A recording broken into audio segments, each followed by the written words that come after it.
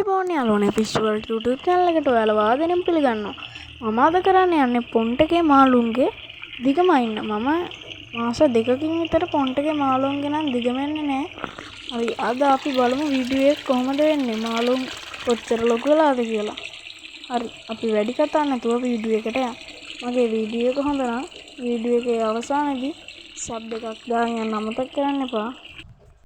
ඔන්න යාළුවනේ මම මේ ටැංක් එකේ පම්ප් එකෙන්ම මේ වතුර පුරව ගන්න තමයි හදන්නේ. මේ බාල්දියට අපි මේ බාල්දියට මාළු එක එක්කෙනා අරගෙන මාළු කොච්චර ලොකු වෙලාද කියලා බලමු.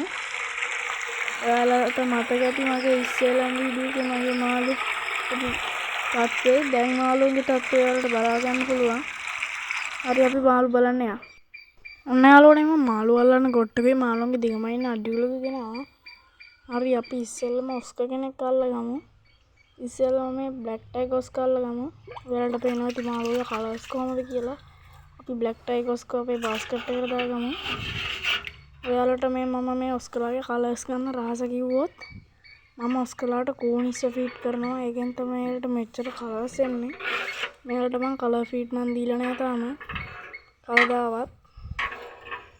මගේ බ්ලැක් ටයිගර් ඔස්කර් නම් සෙන්ටිමීටර් 18ක් විතර ඉන්නවා. මාළුව දඟල හින්දා වලට පැහැදිලිව පේන්නේ නැහැ. ඔස්කර්ලා මං ගෙනාවේ අඟල් 3න් වගේ. දැන් මේ සෙන්ටිමීටර් 18ක් විතර ලොකුයි.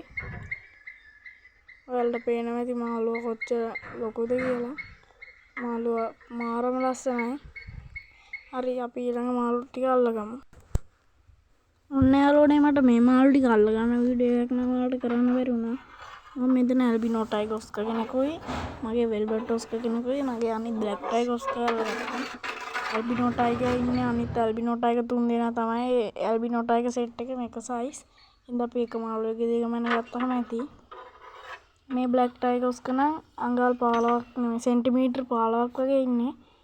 15ක් 16ක් වගේ. මේ මාළුව අර මාළුව තරම් ලොකු නෑ. ඒ මොකද කියන්න නම් මන් දන්නේ නෑ. අපේ වෙල්වෙට් ඔස්කර් තින්නේ සෙන්ටිමීටර් 16ක් වගේ තමයි. ඔයාලට පේනවා ඇති. සෙන්ටිමීටර් 16යි. ඊට පස්සේදී අපේ ඇල්බිනෝ ටයිගර් ඔස්කර්ගේ දිගමනල බලමු අපි. ඔයාලට අපේ ඇල්බිනෝ ටයිගර් ඔස්කර් නම් සෙන්ටිමීටර් 18ක් 19ක් වගේ ඉන්නවා. ඔයාලට පේනවා ඇති. ඔන්න ඔයාලට මම පෙන්නන්නම් බ්ලැක් ටයිගර් අනිත් ඔස්කර්ගේ නම් අර ඔස්කර්ගේ තරම් කලර්ස් නෑ. ඔයාලට පෙන්නන්නම් මගේ වෙල්වෙට් ඔස්කර්ගේ කලර්ස් ඔයාලට පෙන්නන්න. ඉතින් තනිකරම ලෙමන් ඔස්කර් කෙනෙක් වගේමයි. කිසිම වෙනසක් නැහැ. ඔයාලට පේනවා ඇති මාළුවගේ මාළුවගේ පොඩ්ඩක් පොඩි කාලේ ඉඳන්ම කට ඇද වෙලා තිබ්බේ. ඒක මං ගෙනාවට පස්සේ වුණ එකක් නෙමෙයි. පේනවා ඇති මගේ ඇල්බිනෝ ටයිගර් ලොකු ඔස්කර් නම් මාරම කලර්ස් තියෙනවා. හරි අපි ඊළඟට අපේ පාකු 4 දෙනාගේ දිගමනල බලමු. ඔන්න යාළුවනේ අපි පාකුල අල්ලගන්න තමයි හදන්නේ. ඉස්සෙල්ලාම අපි ඇල්බිනෝ පාකු කෙනෙක් අල්ලගමු. මේගොල්ලෝ අල්ලන්න නම් පොඩ්ඩක් අමාරුයි. මේගොල්ලෝ වේගෙන් පීනන හින්දා කොහොම හරි අපි ඇල්බිනෝ පාකු කෙනෙක් අල්ලගමු. ඔන්න යාළුවනේ මම ඇල්බිනෝ පාකු කෙනෙක් නම් අල්ලගත්තා. අපි ඉක්මනට අපේ බකට් එකට දාගමු. හරියන්නේ මම ඊළඟ මාළු ටික අල්ලන වීඩියෝ එකක් නම් ගත්තේ නැහැ. අපි මාළුන්ගේ දිගමනල බලමු. ඔයාලට පේනවා ඇති යාළුවනේ මාළු ගෙනාපු වීඩියෝ එකයි මේ වීඩියෝ එක බැලුවොත් මම ෂෝට් වීඩියෝ එකක් දැම්මා මේ මාළු 4 දෙනාම ගෙනාපු. දැන් මේ මාළු මාරම ලොකුයි. මේ මාළු ගෙන පොඩ්ඩක් දිගමනින්න අමාරුයි. අපි කොහොම හරි දිගමනිමු. ඔන්න යාළුවනේ මේ ඉන්නේ අපේ ඇල්බිනෝ පොඩි පාකු. මෙයා නම් සෙන්ටිමීටර් 13ක් වගේ තමයි ඉන්නේ. ඔයාලට පේනවා ඇති. හරි යාළුවනේ අපි මෙයා පොන්ට් එකට දාගෙන අනිත් මාළු 3 දෙනාගේ දිගමනිමු. ඔන්න යාළුවනේ අපි ඊළඟට අපේ ඇල්බිනෝ පාකු ලොකු එක්කෙනාගේ දිගමනිමු. මෙයා නම් අර පොඩි එක්කෙනාට වඩා ටිකක් ලොකුයි. ඔන්න යාළුවනේ මෙයා නම් ඉන්නවා සෙන්ටිමීටර් 15ක් වගේ. අර හිටියේ සෙන්ටිමීටර් 13යි. මෙයා නම් ඉන්නවා සෙන්ටිමීටර් 15ක් වගේ. මේගොල්ලෝ දඟලන හින්දා පොඩ්ඩක් ඔයාලට පැහැදිලිව පේන්නේ නැතුව ඇති. ඔන්න යාළුවනේ මේ ඉන්න වගේ රෙඩ් බිල් පාකු දෙන්න. මේ ඉන්න රෙඩ් බිල් පාකු දෙන්නගේ ලොකු මාළුවා මේගොල්ලෝ දඟලන හින්දා මේගොල්ලොන්ගේ දිගමයින්න නම් මාරම අමාරුයි. ඔන්න යාළුවනේ මං කොහොම හරි අපේ ලොකු රෙඩ් බිලිපාකුගේ දිගම ගත්තා. අපේ ලොකු රෙඩ් බිලිපාකු සෙන්ටිමීටර් 15ක් වගේ. මෙන්න අපේ පොඩි රෙඩ් බිලිපාකු.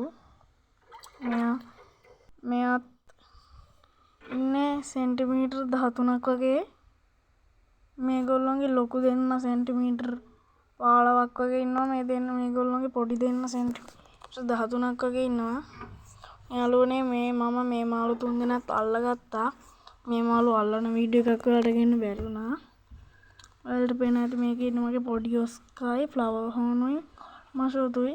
යාළුවනේ මගේ ෆ්ලවර් හෝන් සෙන්ටිමීටර් 9ක් වගේ තමයි ඉන්නේ. යාළුවනේ මගේ පොඩි ඔස්කා නම් ඉන්නවා සෙන්ටිමීටර් 12ක් වගේ. එයා පට්ට ඉක්මනට ලොකු වුණා. මම හිතුවට වඩා මෙයා මාරම ලොකුයි. ඊට පස්සේ යාළුවනේ මට ගෝල්ඩන් මෂා නම් ඉන්නේ සෙන්ටිමීටර් වගේ. මෙයාගේ දිගමයින්න පොඩ්ඩක් අමාරුයි. මෙයා උඩ පයින්නවා. ඔන්න යාළුවනේ මේ ඉන්නේ අපේ රෙඩ් ටේල් කැට්ෆිෂ්. මෙයා නම් මාරම ලොකුයි. මගේ ආසම මාළුවා තමයි මේ ටේල් කැට්ෆිෂ්. ඔයාලට පේනවා ඇති මාළු වරල් වල රතු පාට හැදීගෙන එන ගමන් මෙයා නම් යාළුවනේ සෙන්ටිමීටර් 26ක් 27ක් වගේ ඉන්නවා. අඩියට තව චුට්ටයිම අඩු. ඔයාලට පේනවා ඇති මාළුවා කොච්චර සයිස්ද කියලා. ඔයාලට මගේ වීඩියෝ එක හොඳ නම් සබ්ස්ක්‍රයිබ් කරන් යන්න අමතක කරන්න එපා. එහෙනම් යාළුවනේ අදට මගේ වීඩියෝ එක ඉවරයි. ඊළඟ වීඩියෝ එකකින් හමු වෙමු.